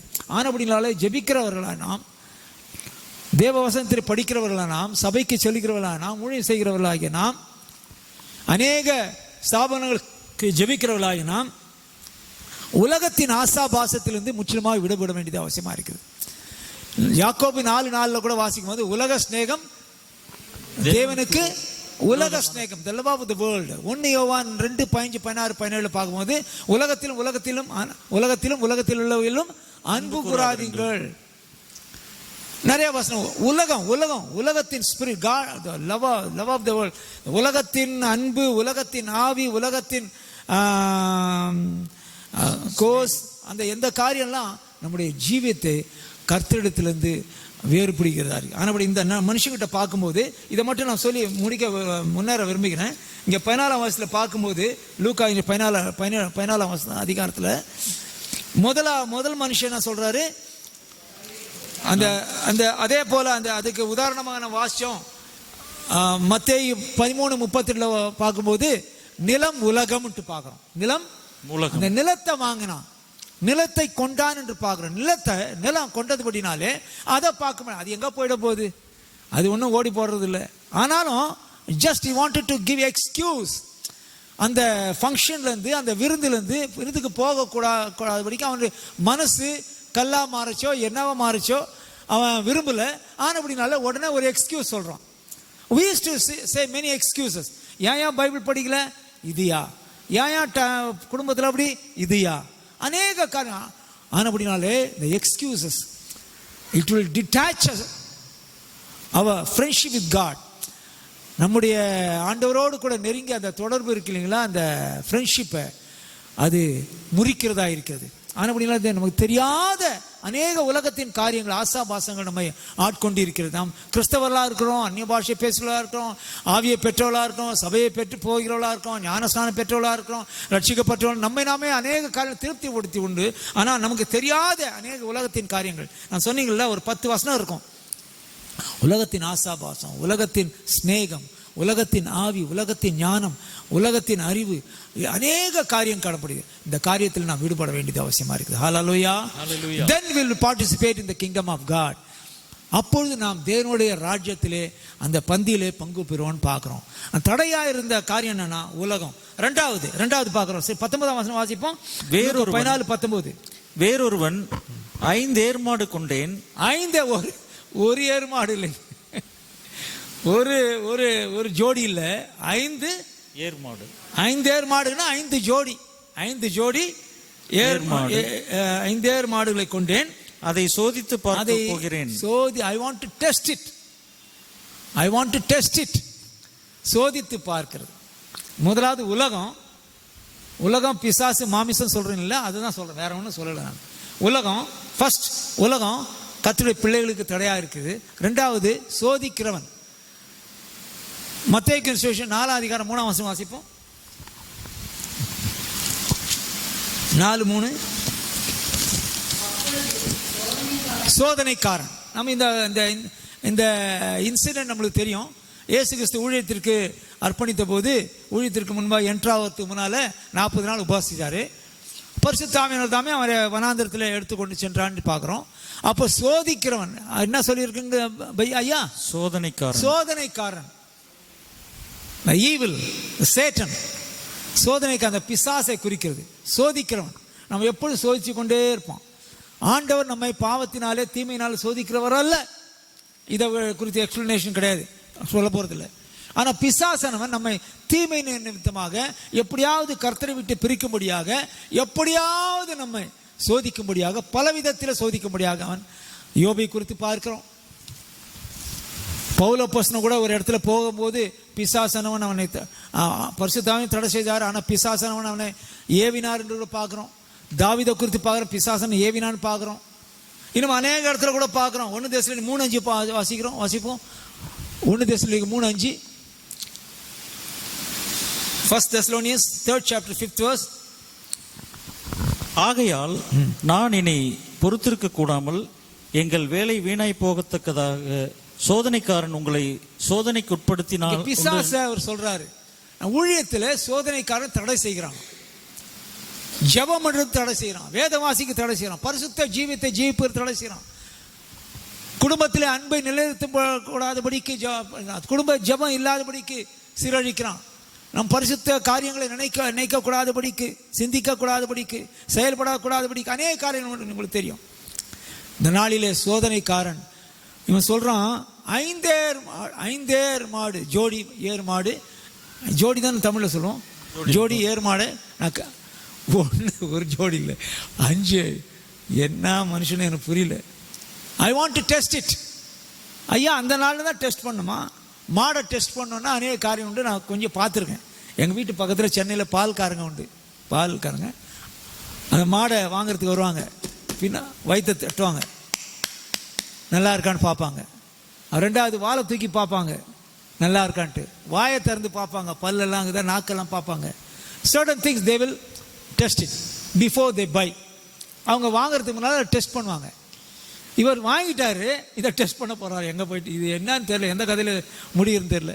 வாங்கிட்டாரு, ஆனாலும் இதை என்ன பண்ண போறான்னா அந்த நாளில் தான் டெஸ்ட் பண்ண போறான். அதுவும் 5 ஏர் மாடு. இது பயங்கரமாக சோதனைக்காரன் இவனை பிடிச்சிட்டான், பயங்கரமாக பிடிச்சிட்டான். இந்த நாளில் நம்ம கூட நம்ம அறியாத நிலைமையில் சில அநேக காரியங்கள் இருக்கும். நம்ம use to satisfy ourselves, நம்மை நாம திருப்தி செய்து கொள்கிற ஜனமாக அநேக காரியங்கள் காணப்படுவோம். உலகம் எந்த விதத்தில் வருதுன்னு நமக்கு தெரியாது. ஆனால் ஸ்ட்ரிக்டாக ஆண்டவரே சொல்றாரு, உலகத்தில் அன்பு கூறாதீங்க. பவுல் சொல்றாரு, உலகத்தில் அன்பு கூறாதீங்க. உலகத்தின் ஆவி வானாப்பா, உலகத்தின் ஆசாபாசம் வானா, உலகத்தின் ஃப்ரெண்ட்ஷிப் வானா, உலகத்தின் கரப்ஷன் வானா, உலகத்தின் நாலேஜ் வானா. இந்த உலகத்தில் இருந்தாலும் நாம் உலகத்தின் காரியத்திற்கு ரொம்ப கேர்ஃபுல்லாக இருக்கணும் பார்க்கணும். அல்லேலூயா. பிரியமானவர்களே, இந்த டெஸ்டர், இந்த சேட்டன், இந்த சோதிக்கிறவன். 3வது சீக்கிரம் வாசிப்போம். 20ஆம் வசனம். வேறொருவன் பெண்ணை விவாகம் பண்ணினேன், நான் பெண்ணை விவாகம் பண்ணினேன், அதனால் நான் வரக்கூடாது என்றான். அதனால தான் நான் என்ன பண்ண முடியும், என்ன பண்ண முடியாது, வரக்கூடாது. தெரியல, எனக்கு ஒன்றும் அது புரியல. பெண்ணை விவாகம் பண்ணினேன், ஃபங்க்ஷனுக்கு கூப்பிட்டானா சூட்டு கோட்டு போட்டுன்னு ஒய்ஃபை கையை பிடிச்சின்னு போவானுங்க. இது என்ன பிராணின்னு தெரியல எனக்கு. இதான் நம்மளுக்கு தெரியுதுல excuse, different kinds of excuse in order we not to participate the blessings of God. தேவனுடைய ஆசீர்வாதத்தில், தேவனுடைய ஆனந்தத்திலே. அந்த 25ஆம் அதிகாரத்தில் பார்க்குறோம், ஒருத்தருக்கு 1 தாலந்து, இன்னொருத்தருக்கு 2 தாலந்து, இன்னொருத்தருக்கு 5 தாலந்து 2 தாலந்து உள்ளவன் என்ன செஞ்சான்னு தெரியும் உங்களுக்கு. அவங்க சம்பாதிச்சு அதை கொடுத்துட்டாங்க. ஆனால் 1 தாலந்து உள்ளவன் என்ன பண்ணா, புதைச்சிட்டான். அவர் இஷ்டத்துக்கு பேச ஆரம்பிச்சிட்டாரு அவருடைய ஓனரையே. அப்போ 2 தாலந்து 5 தாலந்து சம்பாதிச்சவங்க அவங்கள குறித்து சொல்றாரு அந்த ஓனரு, மாஸ்டர் சொல்றாரு, என்னுடைய சந்தோஷத்துல பிரவேசி. கொஞ்சத்துல நீ உண்மையா இருந்தா, you are faithful in little things. அந்த நாட்கள்ல ஆண்டவர் பெரிய காரியத்துல உண்மையுள்ளன்னு எதிர்பார்க்கல. Is expecting in little things, சின்ன காரியத்துல. ஹல்லேலூயா, ஹல்லேலூயா. சிறிய காரியங்கள்ல குடும்பத்தை கொடுத்துருக்காரா, அந்த குடும்பத்தில் ஃபெய்த்ஃபுல்லாக இருக்கணும். பிள்ளைகளை கொடுத்துருக்காரா, பிள்ளைகள்கிட்ட மாடல் லைஃப்பை காட்டுறது இதாக இருக்கணும். சர்ச்சில் வச்சிருக்காரா, சர்ச்சில் ஒரு எந்துக்காக வச்சிருக்காரு, அந்த காரியத்தை நிறைவேற்றுறதுக்காக. உலகத்தில் வச்சிருக்காரா, எங்கேயும் உங்கள் வேலை ஸ்தலத்தை வச்சிருக்காரா, what we have to do. பவுலப்போஸ்தலனை பாருங்க, 9ஆம் அதிகாரத்தில் அப்போஸ்தலர் நடவடிக்கையில் பார்க்கும்போது அவர் சொல்றாரு, ஆண்டவர் அவரை பிடிச்ச உடனே நீர் யாருன்னு கேட்டவொன்னு ஆண்டவர் சொல்றாரு, நீ உதைக்கிறவர், என்ன தமிழில் சம்திங் ஏன்னா. அப்போ சொல்றாரு, அந்த வசனத்தை வாசிங்க தயவுசெய்து. 9ஆம் அதிகாரத்தில் பவுலப்போஸ்தலன் சொல்றாரு, what do you want me to do, what do you expect me to do. அது அந்த ரொம்ப எனக்கு பிடிச்ச வசனங்க. பவுலப்போஸ்தலன் ஆண்டவர்கிட்ட கேட்கிறாரு, என்ன 6ஆம் வசனத்தில் அப்போஸ்தலர் நடவடிக்கைகள் 9ஆம் அதிகாரம் 6ஆம் வசனம். நடுங்கி திகைத்து, ஆண்டவரே நான் என்ன செய்ய சித்தமா இருக்கிறேன். ஹல்லேலூயா, ஹல்லேலூயா. This is the thing what we have to do every day. ஒவ்வொரு நாளும் ரட்சிக்கப்பட்ட நாம் ஏதோ ரட்சிக்கப்பட்டோம், கிறிஸ்தவ குடும்பத்தில் பிறந்துட்டோம், அப்படிப்பட்ட ஒரு சாட்டிஸ்ஃபேக்ஷன் இருக்கக்கூடாது.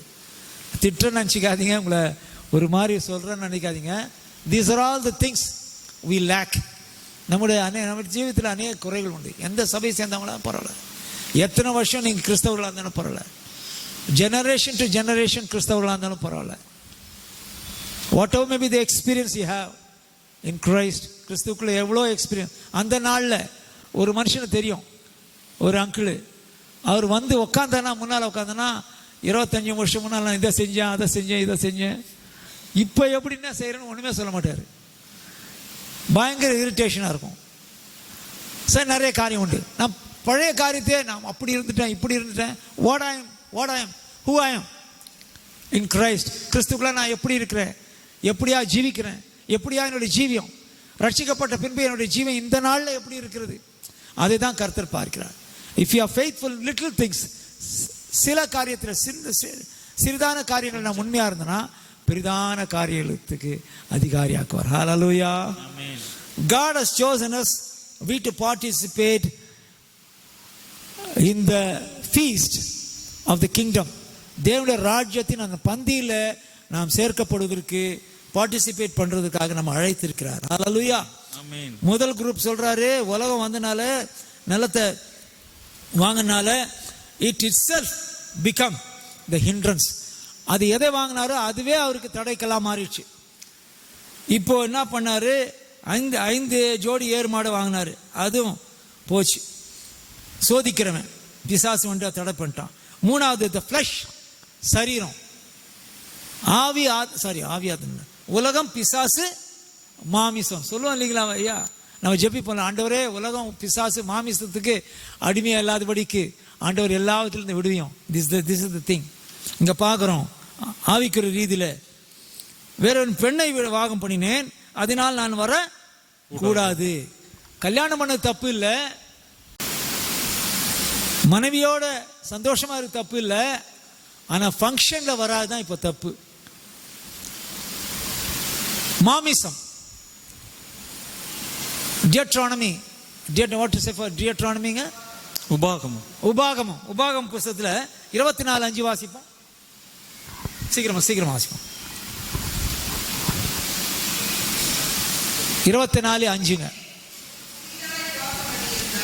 இருங்க தயவுசெய்து மைக்கில் படிங்க, கொஞ்சம் காது கேட்காது. உபாகமம் 24:5. ஒருவன் ஒரு பெண்ணை புதிதாக விவாகம் பண்ணினால் அவன் யுத்தத்திற்கு புறப்பட வேண்டாம். யுத்தத்திற்கு புறப்பட வேண்டாம். அவன் மேல் யாதொரு வேலையும் சுமத்த வேண்டாம். யாதொரு வேலையும். இது விவஸ்தா, லா, நியாய பிரமாணத்தின் ஒரு காரியம். புதிதாக விவாகம் பண்ணானா, if is in military, if is defence, அந்த என்னங்க புதிதாக விவாகம் பண்ணா அவன் என்ன எங்க ஒரு வருஷமா போட்டுருக்குங்க. யுத்தத்திற்கு புறப்பட வேண்டாம்.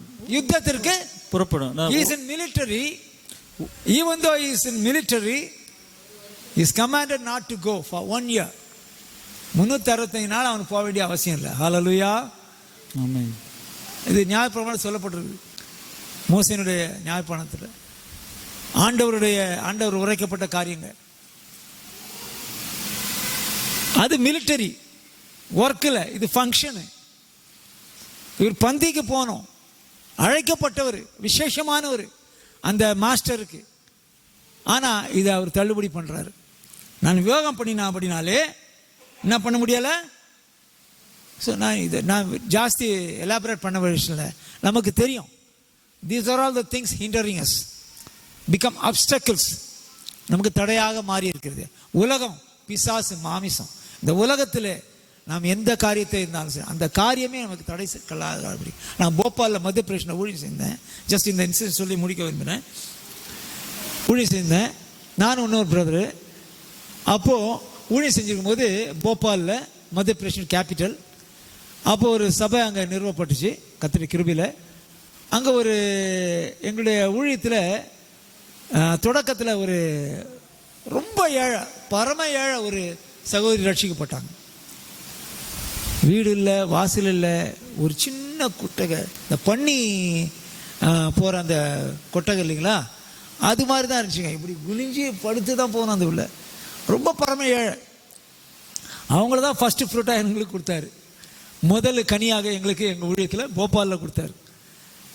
அந்த சகோதரி ரட்சிக்கப்பட்ட உடனே, பிரியமானவர்களே,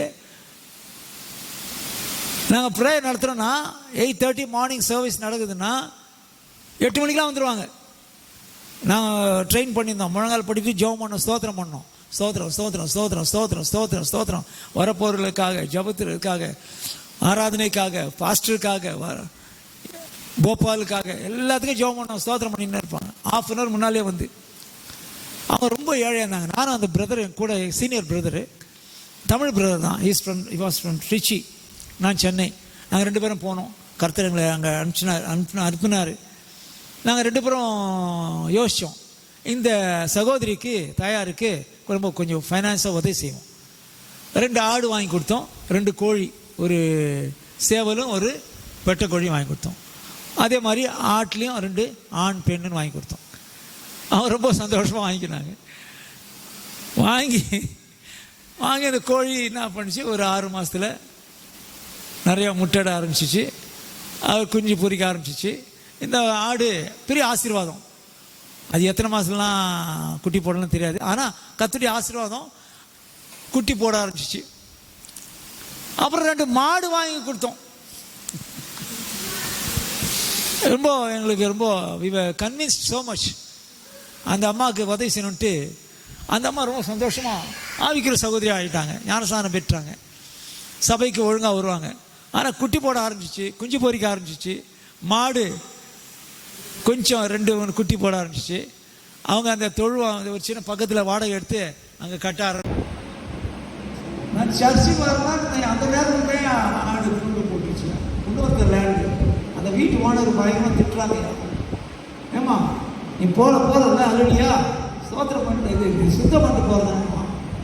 மாடு அந்த நேரம் தான் சாணி போடுதுயா.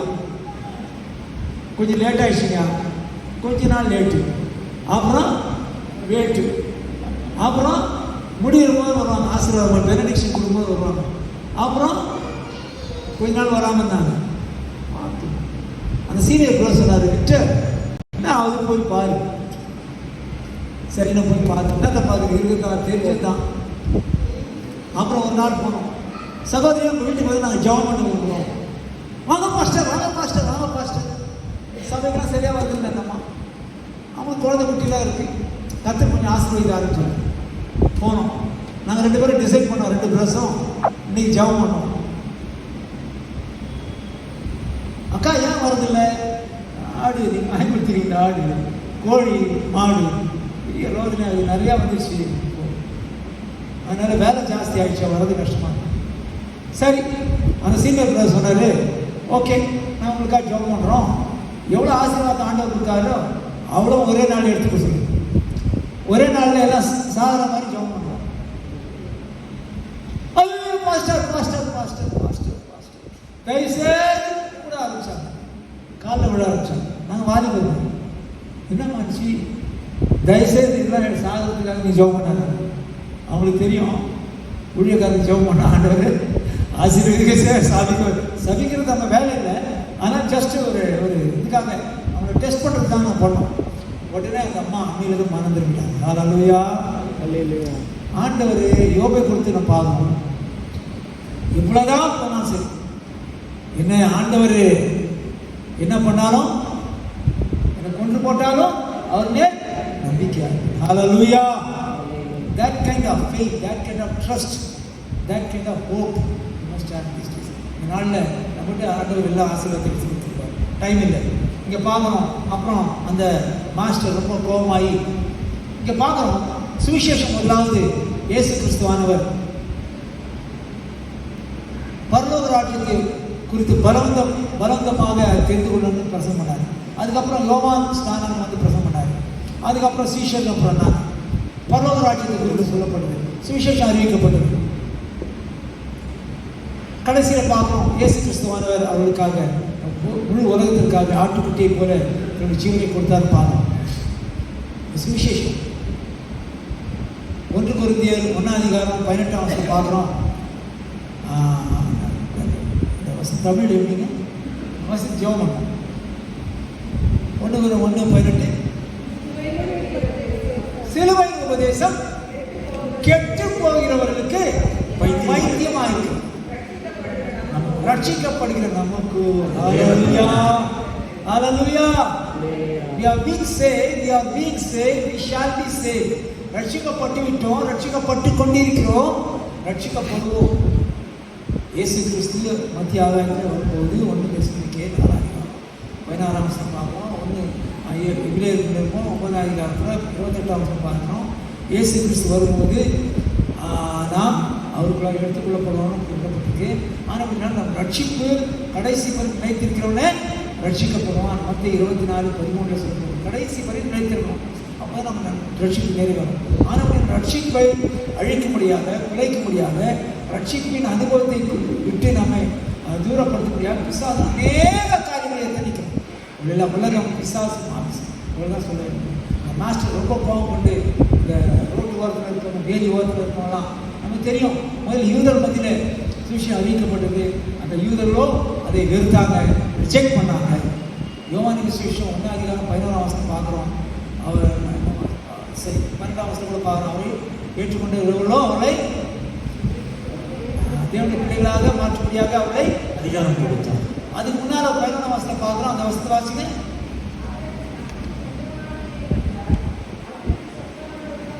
நீங்க படிங்க. அவர் தமக்கு சொந்தமானதிலே சொந்தமானவர்கள், அவருக்கு சொந்தமானவர்கள் அவரை ஏற்றுக்கொள்ளவில்லை. அவரை ஏற்றுக்கொள்ளவில்லை, அவரை ரிஜெக்ட் பண்ணிட்டாங்க. யூதர்கள் ரிஜெக்ட் பண்ணனால புறஜாதிகளாகிய நம்மிடத்தில் வந்தார். இந்த புறஜாதியாகிய நம்மை ஏற்றுக்கொண்டு உலகத்தில் இந்த பிரித்தெடுத்து சபையில சேர்த்து எப்படியாக ஒரு மனவாட்டியாக எபேசியர் 25:25 சொல்வது அந்த தேவவசனத்தின் மூலமாக பரிசுத்தப்படுத்தி சபையாக மனவாட்டியை அவருக்கு முன்பாக நிறுத்திக் கொள்ளும்படியாக கரதிரையற்ற ஒரு சபையாக நாம் மாற்றும்படியாக ஆண்டவர் நம்ம சபையிலே சேர்த்திருக்கிறார். ஹல்லேலூயா. ஆனபடினாலே நாம் மிகவும் கேர்ஃபுல்லாக இருக்கும். நாம் உலகம் பிசாசு மாமிசத்துக்கு அடிமையாகக்கூடாது. நம்முடைய ரட்சிப்பை அந்த பிசாசை நிறுத்தி போடக்கூடாது. ஆனால் எல்லாவற்றையும் நம்ம தெரிந்து கொள்ளப்பட்டனா, அழைக்கப்பட்டனா அந்த பந்தியிலே நாம் பிரவேசிக்க முடியாது. அவருடைய ஆனந்தத்தில், அவருடைய சந்தோஷத்தில் பிரவேசிக்க முடியாது. பரலோக ராஜ்யத்தில் எடுத்துக்கொண்டு கொள்ளப்பட்டு பரலோக ராஜ்யத்திலே நித்தியமாய் அவரோடு அரசாள முடியாது. ஒப்பு கொடுப்பாங்க. நாம் எழுந்திருக்கோம், நம்ம எல்லாம் எழுந்திருக்கோம்.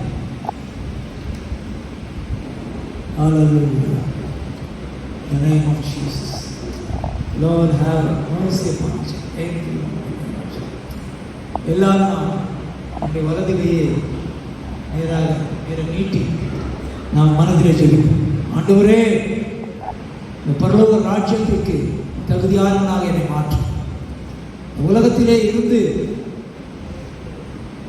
மரித்து போவதற்கு முன்பாக அல்லது நீ வரும்போது எடுத்துக்கொள்ளப்படுவதற்கு முன்பாக ஆண்டவரே, எந்த காரியமும் உண்மை விட்டு என்னை பிரிக்காதபடிக்கு வெளிப்படுத்தியுள்ள விசேஷத்தில் 3ஆம் அதிகாரம் சொல்லப்பட்டது போல நீ குளிரும் அல்ல அனரும் அல்ல அதனுடைய வாந்தி பண்ணி போடுவேன்னு சொல்றாரு. அப்படியாக நம்முடைய ஜீவனில்லாதபடிக்கு ஆண்டவரே, பெற்ற ரட்சிப்பை நீர் நிறைவேற்ற முடியாது. கடைசி பரியந்தம் எங்களை வழிநடத்த வல்லவராக இருக்கிறீர்கள். உங்களுடைய கருத்தை எங்களை அர்ப்பணிக்கிறோம். எங்களுடைய குடும்பத்தை அர்ப்பணிக்கிறோம். எங்களுடைய குடும்பத்தில் ரட்சிக்கப்படாததுக்காக ஜெபிக்கிறோம். அக்கம் பக்கத்தில் இருக்கிற ஜனங்களுக்காக ஜெபிக்கிறோம். ஒரு ஜாதியான ஜனங்களுக்காக ஜெபிக்கிறோம். ஈரோடில் உள்ள ஜனங்களுக்காக ஜெபிக்கிறோம். ஆண்டவரே, இந்த தேசம் ரட்சிக்கப்படும்படியாக ஜெபிக்கிறோம். இரவு பகல் நாம் ஜெபிக்கும் போது நிச்சயமாக கர்த்தர் பெரிய காரியங்களை ஆசீர்வதிப்பார். நம்முடைய ஜீவித்திலும் ஒரு பெரிய காரியத்தை உலகம் பிசாசு மாமிசம் நம்மை தடை செய்யாதபடிக்கு அவர்களே பலப்பட்டு வேரூன்றி ஜீவிக்கும்படியாக அவரை பிரியப்பட்டும்படியாக நம்மை உகந்தவர்களாகும்படியாக ஒப்புக்கொள்வோம். நம்மதில்